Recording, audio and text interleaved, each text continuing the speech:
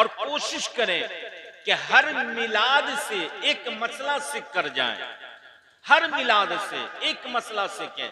आज बड़ी अफसोस के साथ कहना पड़ता है कि हम मुसलमान कहलाते हैं, माशाल्लाह अल्हम्दुलिल्लाह हम मुसलमान हैं, हम कलमे तय्यब ला इलाहा इल्लल्लाहु मुहम्मदुर रसूलुल्लाह सल्लल्लाहु तआला अलैहि वसल्लम के पढ़ने वाले हैं, लेकिन मुसलमान होने के बावजूद हमें पानी पीने का तरीका नहीं मालूम है, हमें खाना खाने का तरीका नहीं मालूम है।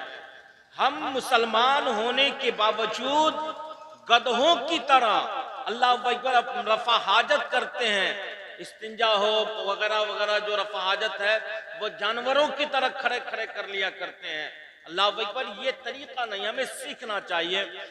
जो भी जिंदगी कट गई वो तो कट गई, लेकिन जो बचे हैं उसमें हमें कोशिश करनी चाहिए कि जो बची जिंदगी है हम उस जिंदगी को अल्लाह उसके रसूल के लिए जिए और कम से कम दो चार मसले सीख लें जो हमारी जरूरियात की चीज है, जो रोजमर्रा की जिंदगी में आने वाली है, उन मसलों को सीखना चाहिए। अब बताएं कि अगर मुसलमानों से सवाल किया जाए कि कंघा करने का सुन्नत तरीका क्या है, इस्लामी तरीका क्या है कंघा करने का, इल्ला माशाअल्लाह शायद ही कोई होंगे जो बता देंगे नौजवान तबके में। बूढ़ा को तो छोड़ दीजिए, बूढ़ा का मामला चौपट है। नौजवान में भी जो कहते हैं अपने आप को हम तालीम याफ्ता है, इंटेलिजेंट है, वो भी इस मसला को एकदम मामूली सा मसला है कि कंघी हम रोजाना करते हैं, दिन भर में 4 मरतबा 3 मरतबा, ना ज्यादा तो 2 मरतबा तो जरूर करते हैं, एक घर से निकलते वक्त और फिर जब जॉब से घर वापस आते तो चेहरा वगैरह धुलकर कंघा करते हैं। कंघा करने का इस्लामी तरीका क्या है नहीं बता पाएंगे, हमें कोशिश करनी चाहिए सीखें हम। और हर मिलाद से अगर एक एक मसला आप सीख लिए तो अगर साल में आप 20 मिलाद में शिरकत किए तो एक साल में 20 मसला आपको मालूम हो जाएगा। होगा कि कितना आसान है। उस मसला को पूछने के लिए न इमाम साहब के पास जाना पड़ेगा, न मौलाना के पास जाना पड़ेगा, बस मिलाद की दावत मिली, मिलाद शरीफ में आकर बैठ जाए और उलमा की बयानात को सुने और उन बयानात में जो सबसे आसान मसला लगे आप उसी को सीख लेना, आप उसी आसान मसला को सीख लें। कंघा करने का सुन्नत तरीका क्या है इसको सीख लें, पानी पीने का सुन्नत तरीका क्या है कम से कम इसको सीख लें, जूता पहनने का सुन्नत तरीका क्या है। हम लोग तो जब जो पाँव में मन किया उसमें घुसा देते हैं, जिसमें मन किया वैसे पहन लेते हैं, लेकिन इसका तरीका क्या, आखिर हर चीज का तरीका है ना, हर चीज का तरीका है। जब हर चीज का तरीका है तो तरीके के मुताबिक जब चलेंगे तो अच्छा लगेगा। अब मान लीजिए 4 व्हीलर गाड़ी हो, 4 व्हीलर गाड़ी बनाया गया रोड पे चलने के लिए, अब उस 4 व्हीलर गाड़ी को लोग खेत में लेकर घुमाए तो देखने वाला भी कहेगा ये पागल आदमी है, और रोड होते हुए भी ये खेत में जा रहा है। उसका तरीका ये है, जो तरीके पे हम जब चलेंगे तो इंसान की नजर में भी मुमताज हो जाएंगे और मजहब इस्लाम पे अमल करने की बदौलत अल्लाह ताला बरोज़े क़यामत भी हमें मुमताज फरमाएगा। कलमा शरीफ एक मरतबा बावाज़ से बुलंद पढ़ें, ला इलाहा इल्लल्लाहु मुहम्मदुर रसूलुल्लाह सल्लल्लाहु ताला अलैहि वसल्लम, नहीं है कोई माबूद सिवाय अल्लाह के, हजरत मोहम्मद सल्लल्लाहु ताला अलैहि वसल्लम अल्लाह के रसूल हैं। ये शादी खाना की महफिल है, हम अल्लाह तबारक व तआला की बारगाह में हम दुआ करते हैं, आप सब भी दुआ करें कि रब्बे कदीर तो अपने हबीब के सदक़े, इस महफिल पाक के सदक़े मौला इस शादी को तो अपनी बारगाह में शर्फ़ क़बूलियत अता फरमा और इस शादी को शादी खाना आबादी में तब्दील फरमा। परवरदिगार जो बच्ची इस घर में दुल्हन बनकर आ रही है मौला उस बच्ची के कदमों में बरकतों का नुज़ुल फरमा और उस बच्ची की मोहब्बत इस घर में रहने वाले सभी अफराद के दिलों में गामज़न फरमा। आमीन आमीन बजाह सय्यदुल मुरसलीन सल्लल्लाहु तआला अलैहि वसल्लम। देखिए अल्लाह ताला कुरान पाक में इरशाद फरमाता, फनकिहू मा ताबा लकुम मिनन निसाई मसना व सुलासा व रुबा। साफ लफ्जों में अल्लाह ने ऐलान किया कि तुम निकाह करो, शादी का हुक्म अल्लाह की जानिब से है।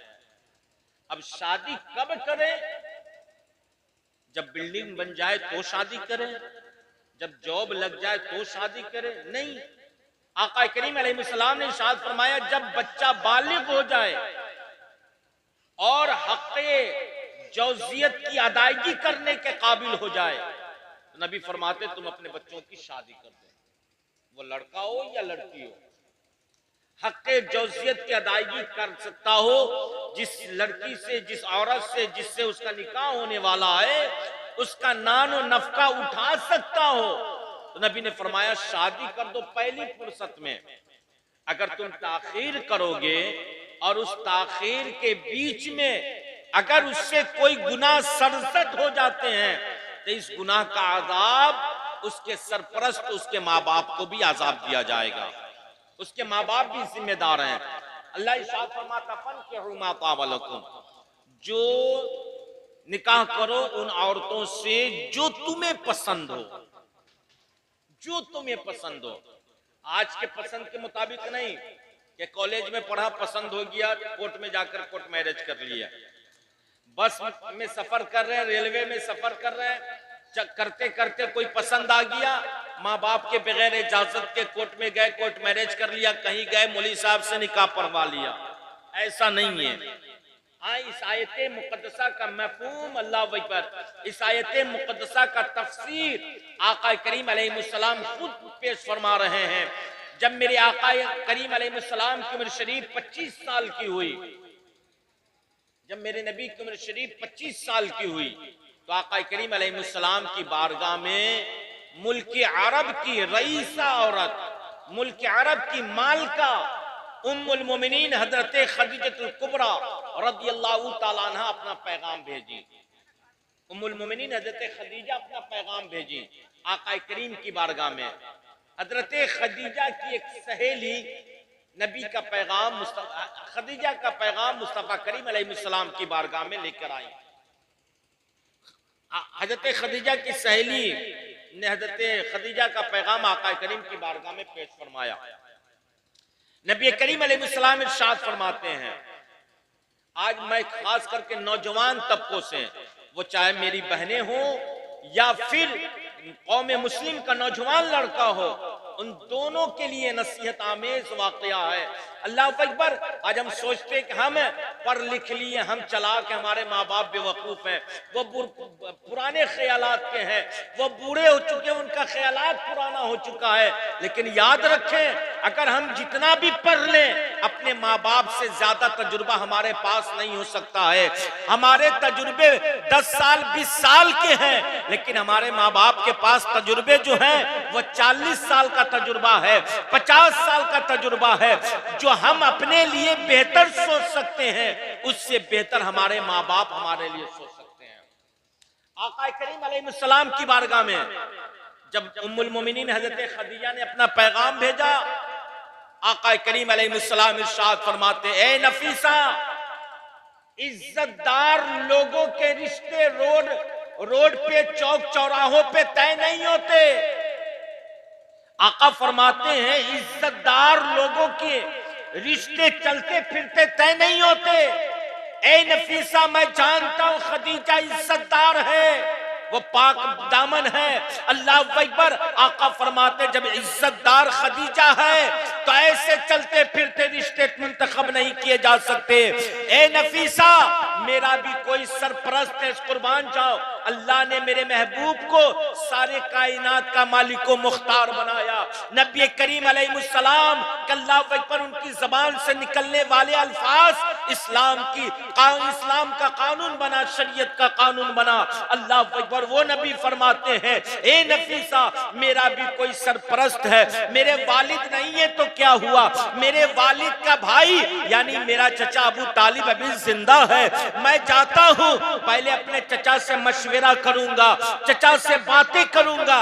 अगर हमारे चचा इजाजत देते हैं तो फिर ये रिश्ते के लिए तैयार रहूंगा। अल्लाह अकबर। कुर्बान जाओ। आका करीम अलैहिस्सलाम इस सदी के, इस जमाने के नौजवानों को एक मिजाज दिया कि कभी भी कोई भी फैसला अपने माँ बाप के, अपने गार्जियन के खिलाफ ना लिया करो, इसलिए कि ये मुस्तफा करीम अलैहिस्सलाम की सुन्नत तैयबा है। आप सोचें, हजरत अबू तालिब का तजुर्बा क्या है, दुनियावी एतबार से, जाहिरी एतबार से हजरत अबू तालिब की उम्र शरीफ मेरे नबी से उम्र से ज्यादा है ज़ाहिरी एतबार से, लेकिन बातनी एतबार अल्लाह अकबर मेरे नबी की उम्र शरीफ इतनी है, अल्लाह अकबर जब दुनिया कायम न हुई थी उससे पहले मेरे अल्लाह ने मेरे महबूब के नूर को पैदा किया।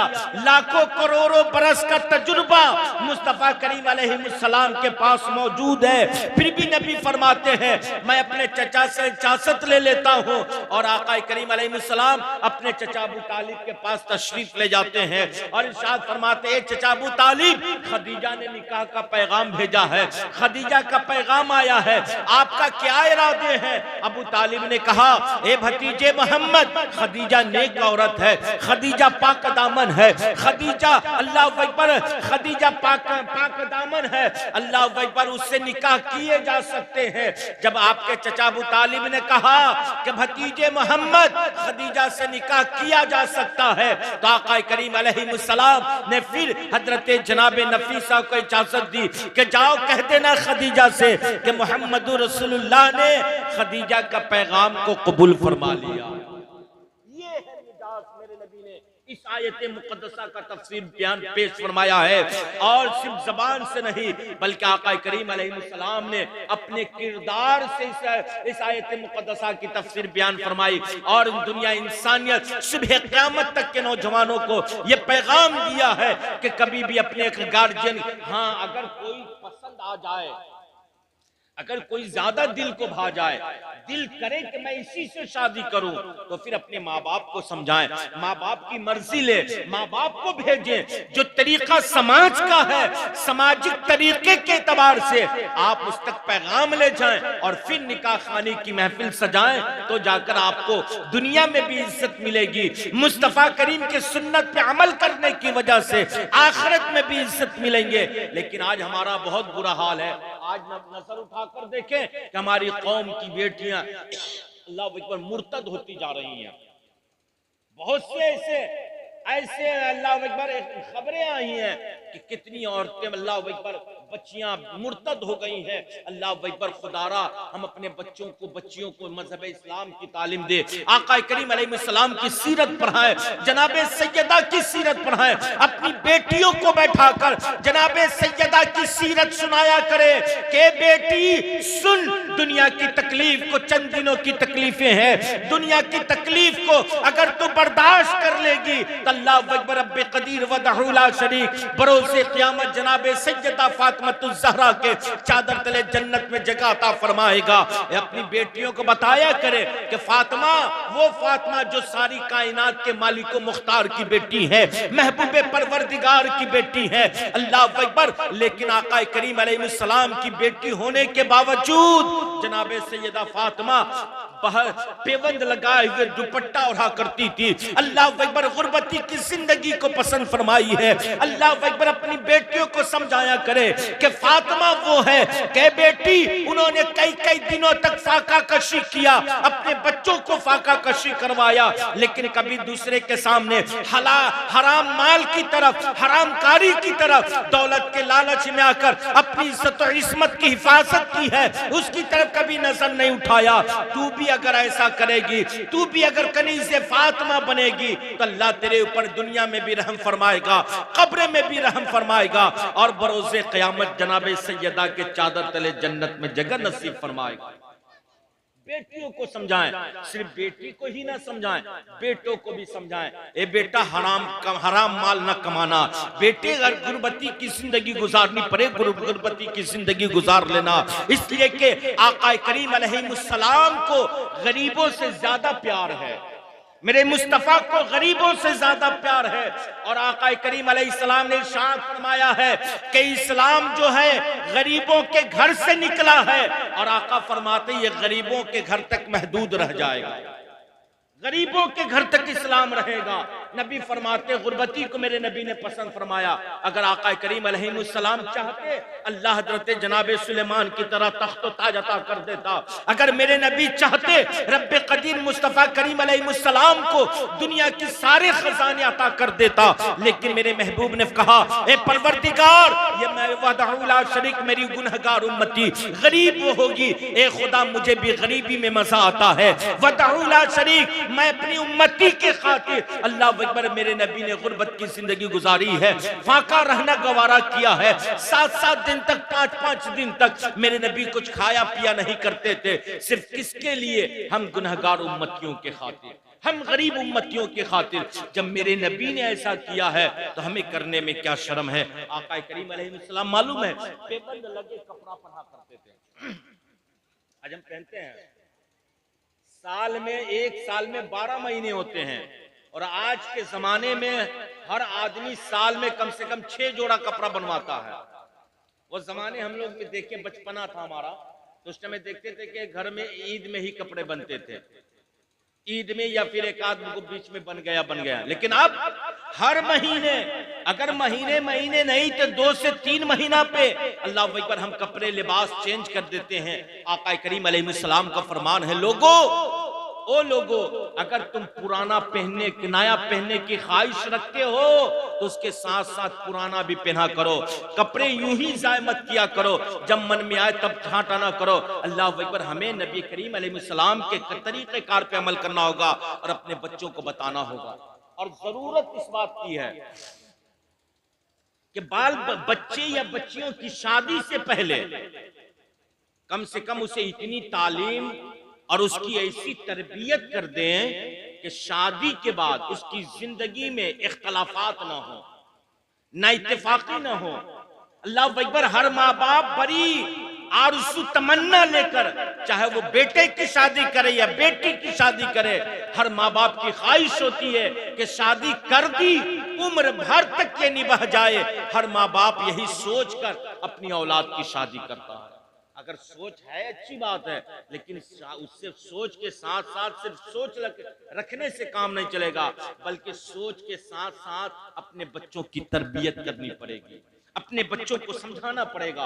अगर बेटा है तो उसको बताना पड़ेगा, तुम जिस लड़की से शादी कर रहे हो, जो तुम्हारी बीवी बनने वाली है, उसका हक तुम्हारे ऊपर क्या है, उसके वो हकूक तुम्हारे ऊपर क्या है, तुम्हें उसके साथ कैसे रहना है, तुम्हें उसके साथ कैसे पेश आना है। और अगर बेटी की शादी कर रहे हैं तो बेटी को भी बताएं कि बेटी जो जिससे तेरा शादी होने वाली है, बेटी वो तेरा शौहर है, वो तेरे सर का ताज है। आए मुस्तफा करीम की बारगाह में जब अल्लाह के नबी अलैहिस्सलाम अपनी लाडली बेटी, चहीती बेटी, सबसे छोटी बेटी जनाब आबिदा जाहिदा ताहिरा सैयदा फातिमा ज़हरा रज़ियल्लाहु ताला अन्हा का निकाह हजरत अली से किया, और जब घर से अपनी बेटी को लेकर दरवाजे तक मुस्तफा करीम अलैहिस्सलाम लेकर तशरीफ लाते हैं, जनाब अली दरवाजे पे खड़े हैं। अल्लाह के नबी ने फरमाया था, ए बेटी फातिमा, ये अली है, आज से ये तेरा शौहर है, आज से तेरा ये मिजाजी खुदा है। ए बेटी फातिमा, ये तेरे सर के ताज है। ए बेटी फातिमा, तेरी अली की इज्जत में तेरी इज्जत है, अली की रजा में खुदा की रजा है। ए बेटी फातिमा, कभी अली को नाराज मत करना, इसलिए कि अगर तू अली को नाराज कर देगी तो तेरा खुदा तुझसे नाराज हो जाएगा, तेरा बाबा मोहम्मद रसूलुल्लाह तुझसे नाराज हो जाएगा। इसलिए कि अल्लाह की रजा औरतों के लिए उसके शौहर की मर्जी में, उसकी शौहर की रजा में है। हमने कभी अपनी बच्चियों को समझाया? नहीं समझा। हम तो कहते हैं कि बेटी जा रही है, 5 लाख देकर दामाद खरीदा है, घबराएगी नहीं। और ऐसा भी देखा गया है कि बारात वापस रुखसती होकर दुल्हन घर पे पहुंची नहीं, उससे पहले ही फोन आना शुरू हो जाता, उससे पहले ही फोन आना शुरू हो जाता। कैसे है, क्या है, सास कैसी है? अरे भैया अभी तो आई है, 2-4 घंटे हुए, 2-4 महीना 6 महीना बीतने के बाद ना पता चलेगा कौन कैसा है। आते आते क्या किसी को खबर है? नया ढोल सबको अच्छा लगता है, नया ढोल सबको अच्छा लगता है। बाद में उसका पता चलता कि इसकी आवाज कैसी है, इसका सुर कैसा है, इसमें से धमक कैसे निकल रहे हैं। इसलिए अल्लाह अकबर, हमें किरदार नबी अपनाने की जरूरत है। मुस्तफा करीम अलैहिस्सलाम की सुन्नत तैयबा पे अमल करने की जरूरत है। रब ने फरमाया फन के हु माता वालकुम, निकाह करो उन औरतों से जो तुम्हें पसंद हो। 2 2 3 3 4। बहुत सारे लोग इस मसला को बयान करते हैं, वहां साहब अल्लाह ने इजाजत दिया 4 का, हम कभी 2 ही किए, तीसर का बाकी है। यार एक करने में इंसान को हिंदुस्तान छोड़ना पड़ता है, अगर 2 4 कर लोगे तो कब्रिस्तान जाना पड़ेगा कि नहीं? ये हक़ है कि अल्लाह ने फरमाया। लेकिन इसी आयत मुक़द्दसा में अल्लाह आगे साफ फरमाता है 2 2 3 3 4 4 शादी करो। लेकिन अल्लाह फिर इसी आयत मुक़द्दसा में आगे फरमाया कि अगर तुम इंसाफ कर सकते हो, अगर तेरे अंदर इंसाफ का मादा है तो तुम 1 से ज्यादा कर लो। अगर तुम्हें डर हो कि हम इंसाफ नहीं कर सकते तो रब ने फरमाया तेरे लिए 1 ही काफी है। अब बताए कि हम इंसाफ कर पाएंगे? अगर 2 शादी हम कर ले इंसाफ कर पाएंगे?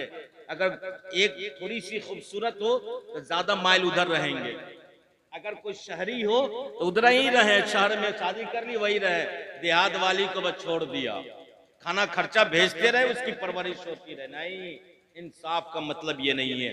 शरीयत नबी ने फरमाया इंसाफ का मतलब ये है, इंसाफ का मतलब ये है कि भांज लगाओ, एक दिन एक के पास, 2 दिन दूसरे के पास, और ऐसा भी नहीं कि पहली के पास थे, पहला दिन जिसके पास रहे पूरी रात गुफ्तगू में गुजार दी और दूसरे की जब बारी आई तो वहां जाकर सो गए। ये इंसाफ नहीं, ये पकड़ होगी अल्लाह की बारगाह में। जैसा सलूक, जिस अंदाज में, जिस हुस्न इखलाक के साथ एक के साथ पेश आते हो, उसी हुस्न इखलाक के साथ दूसरे के साथ भी पेश आओ। अब हमारे अंदर तो मादा नहीं कि हम इंसाफ कर पाए, तो अल्लाह ने कहा कि तेरे लिए 1 ही काफी है, बस उसी पे तू सब्र कर ले, अल्लाह तुझे कामयाबो उसी पे सब्र कर ले। और हमें कोशिश करनी चाहिए। आका करीम अलैहिस्सलाम, ये शादी क्या है? ये शादी जन्नती तोहफा है। ये दुनिया में नहीं बनाया गया है, शादी जमीन पे नहीं है, जमीन पे इसका इजाद नहीं हुआ। जब हमारे और आपके अब्बा अम्मा जन्नत में पैदा किए गए, अल्लाह ने जन्नत में रखा, तो रब्बे कदीर वदहू ला शरीक ने हजरत बाबा आदम की बाईं पसली से माँ हव्वा की तखलीक फरमाई, और जन्नत के अंदर ही हमारे माँ बाप का निकाह हुआ। कहिए सुभान अल्लाह, कहिए ना सुभान अल्लाह। यार जन्नत आपके अम्मा अब्बा का है, आपके बाप का है। आपको पता चल जाए कि जाफरपुर चौक पे आपके अब्बा दादा के नाम से 10 दूर जमीन है, आप कितना खुश हो जाइएगा, खुशी मिलेगी। मालूम चल जाए कि मारिकपुर में 5 दूर जमीन आपके परदादा ने लिखवा कर रखा है, कितनी मालूम चलने के बाद खुशियां जाहिर हो जाएंगी। और ला मिठाई बांटो, मिठाई खिलाओ, मिठाई, प्रोग्राम शुरू हो जाएगा।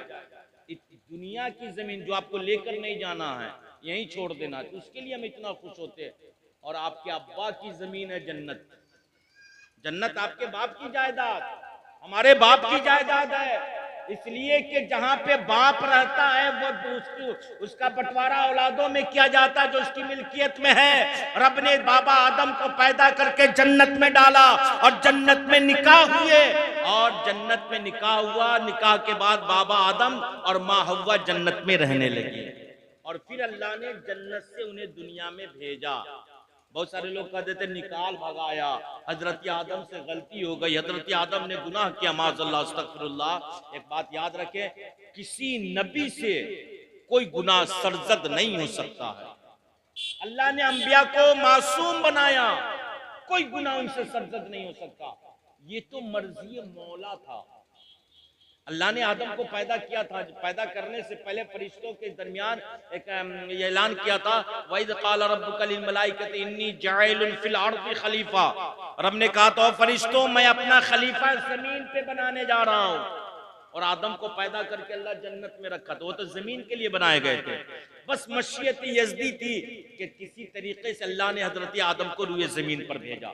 अब बाबा आदम का निकाह जन्नत में हुए और इस निकाह के तोहफे को, जन्नती तोहफा को बाबा आदम जन्नत से लेकर हुए जमीन पर आए और आते एक के बाद दीगर तमाम नबियों ने, तमाम रसूलों ने इस पे अमल किया और आखिर में आका करीम अलैहिस्सलाम ने जब इस सुन्नत आदम की सुन्नत पे अमल फरमाते हैं तो मेरे नबी ने इस पे मोहर लगा दी और इरशाद फरमाया, ओ लोगो, ये निकाह करना किसी और की सुन्नत नहीं बल्कि तेरे नबी, तेरे महबूब की सुन्नत है। आका फरमाता, निकाह मिन सुन्नती फमन रग़िबा अन सुन्नती फलैसा मिन्नी। आका फरमाते, जिस निकाह मेरी सुन्नत है और जिसने बगैर उज़्र शरई के निकाह करने से इनकार कर दे, नबी फरमाते वो मुझ में से नहीं है। निकाह सुन्नत है, इसको हम सुन्नत के तौर पे अमल करें, सुन्नत की तरह मनाएं। और सुन्नत क्या है? सुन्नत एक इबादत है। सुन्नत क्या है? बोले ना, सुन्नत क्या है? सुन्नत एक इबादत है। जोहर के फजर की नमाज पढ़ने जाते हैं, उससे पहले 2 रकात सुन्नत पढ़ते हैं, वो क्या इबादत है। जोहर की नमाज पढ़ने जाते हैं, फर्ज से पहले 4 रकात सुन्नत पढ़ते हैं, ये सुन्नत है। अल्लाह अकबर, सुन्नत एक इबादत है। गोया शादी भी एक इबादत है। शादी क्या है? बोलिए, इबादत है। अब इबादत को इबादत के तरीके पे अमल करना चाहिए।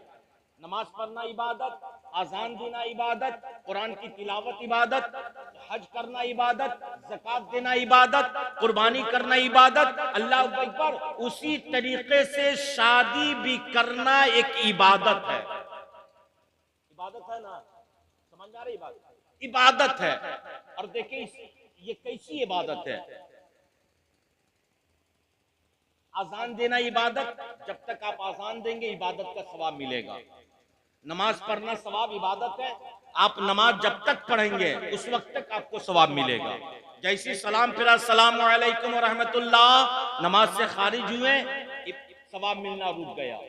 हज करना इबादत, आप हज करने जाएंगे, जब तक अरकाने हज में रहेंगे हज का सवाब आपको मिलता रहेगा। अरकाने हज खत्म, सवाब मिलना बंद हो गया। कुर्बानी करना सवाब इबादत, कुर्बानी करेंगे आपको सवाब मिलेगा। कुर्बानी आपने एक जानवर किया, एक जानवर का सवाब मिला, दूसरा किया, दूसरे का मिलेगा, नहीं किया तो नहीं मिलेगा। लेकिन निकाह एक ऐसी इबादत है, अल्लाह अकबर, कि निकाह इबादत है। जब आपने कबूल किया, कबील तो इबादत, सवाब शुरू हो गए। आपके नामे अमाल में नेकियां लिखाना शुरू हो गए। आपने कहा मुझे ये फला औरत, फला लड़की कबूल है, मैंने अपने निकाह में कबूल किया, फरिश्ते नेकियां लिखने लगे। अल्लाह अकबर, इबादत चालू हो गए। जब आप उस बच्ची को, उस दुल्हन को अपने घर में लेकर आए, इबादत में शुमार किया जा रहा है। आप अपनी बीवी को मोहब्बत की नजर से देख रहे हैं, इबादत में शुमार किया जा रहा है। आपके नामे अमाल में नेकियां लिखी जा रही है। शबे उरूसी मनाया, इबादत का सवाब मिल रहा है, नेकियां लिखी जा रही है। अल्लाह अकबर, शबे जफाफ मनाया, नेकियां लिखी जा रही है। जब तक मोहब्बत के साथ अपनी बीवी के साथ जिंदगी गुजारते रहेंगे, सवाब मिलता रहेगा। दिन भर में 10 मरतबा बीवी को देखे मोहब्बत के साथ, 10 मरतबा सवाब मिलता रहेगा। और यहीं तक नहीं, बीवी को खिलाने के लिए अब घर से बाहर रोजी की तलाश में निकले, जब तक रोजी कमाया सवाब मिलता रहा, रोजी लेकर घर आए सवाब मिलता रहा। यहीं तक नहीं, उस बीवी के बतन से जो बच्चे पैदा हुए तो भी सवाब मिला। बच्चों की परवरिश आपने की, सवाब मिल रहा है। बच्चे की तरबियत अच्छी दी, सवाब मिल रहा है। बच्चे बालिग हो गए, उसकी शादी कर दी, सवाब मिल रहा है।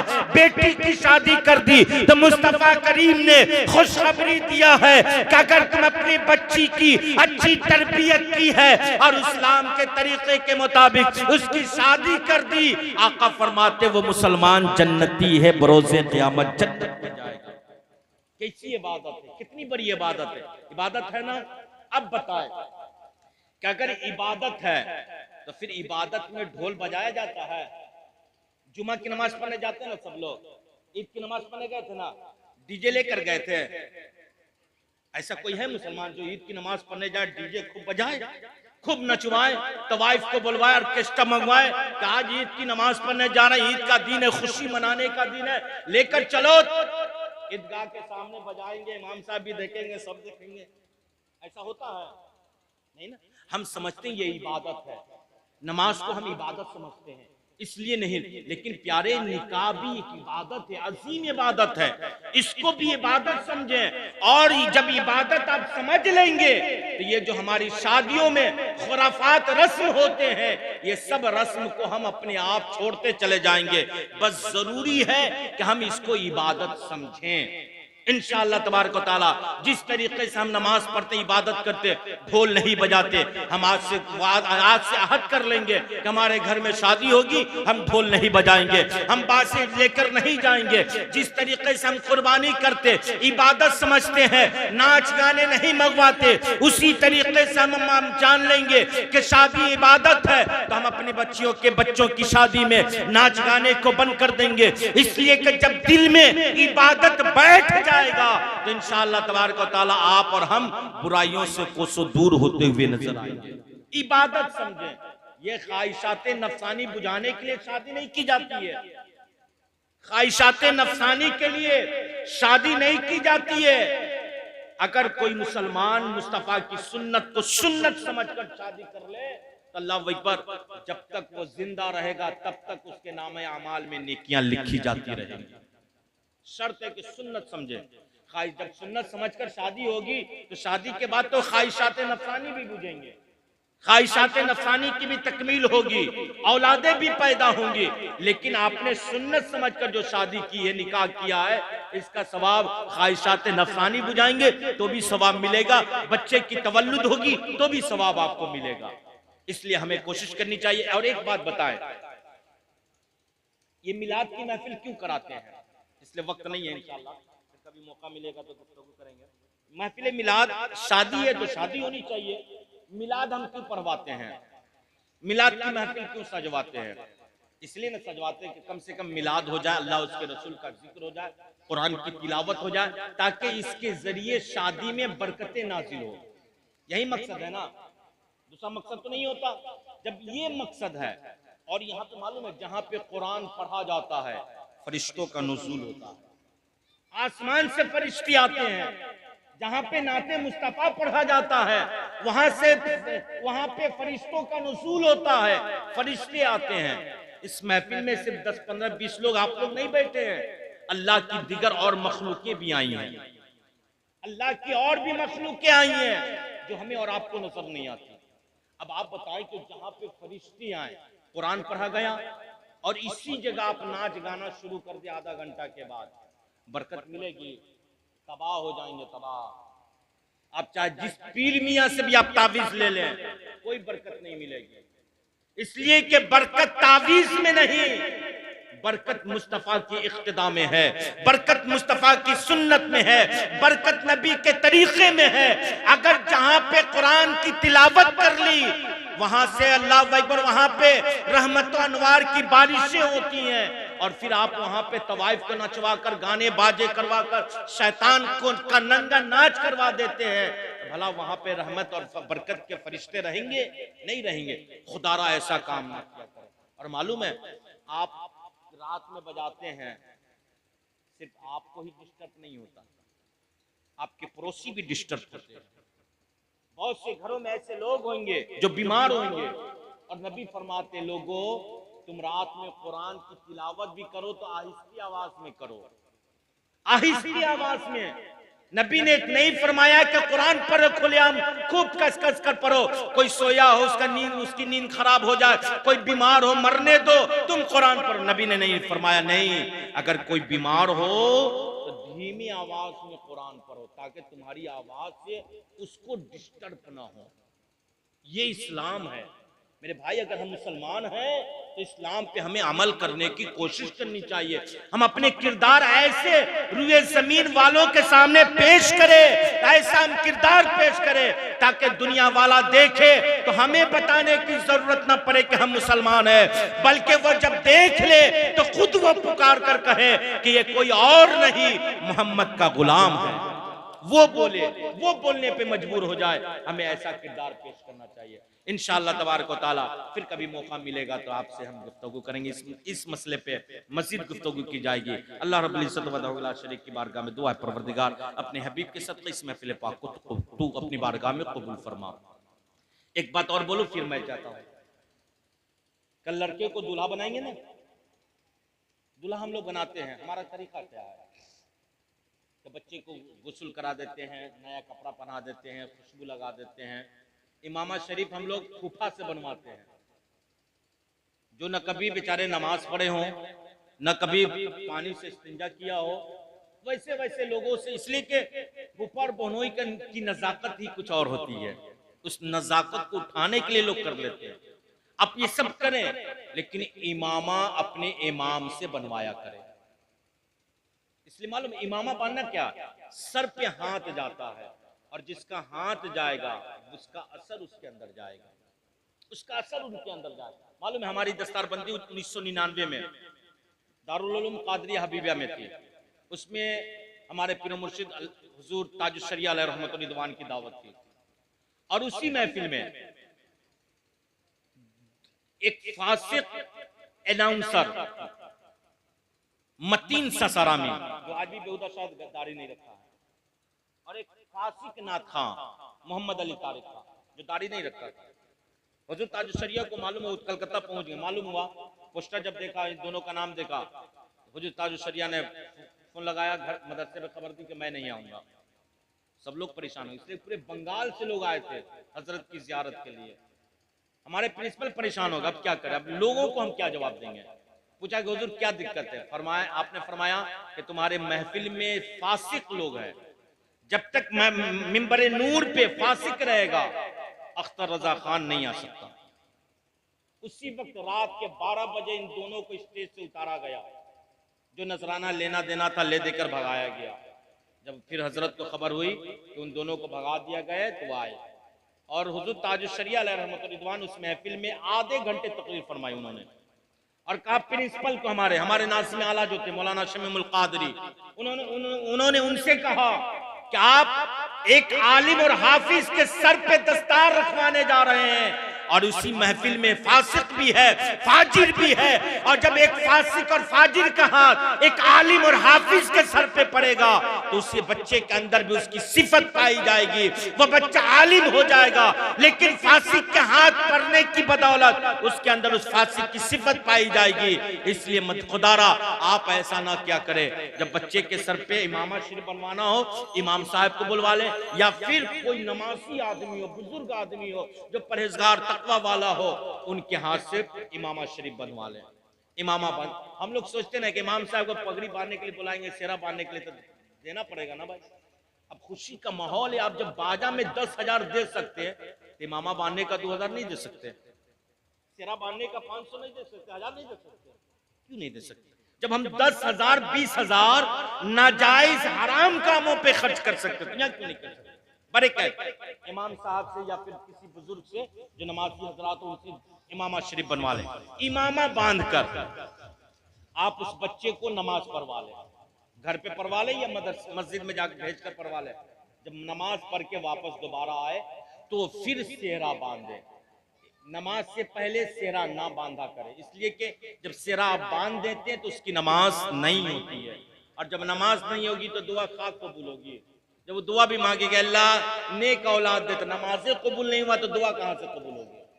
इसलिए सेहरा ना बांधे, पहले नमाज पढ़वा ले, फिर सेहरा बांध कर और फिर बारात ले जाए। इंशाअल्लाह तबारक व तआला बरकत मिलेगी। रब्बे कदीर हम सबों को नबी करीम अलैहिस्सलाम की सुन्नत पे अमल करने की तौफीक अता फरमा। आमीन आमीन। बजाय सय्यदुल मुरसलीन सल्लल्लाहु तआला अलैहि वसल्लम। अस्तगफिरुल्लाह रब्बी मिन कुल्लि ज़ंबि व अतूबु इलैहि। ला इलाहा इल्लल्लाहु मुहम्मदुर रसूलुल्लाह सल्लल्लाहु तआला अलैहि वसल्लम। इस्लाम जिंदाबाद, मसलक आला हज़रत पाइंदाबाद, हिंदुस्तान जिंदाबाद।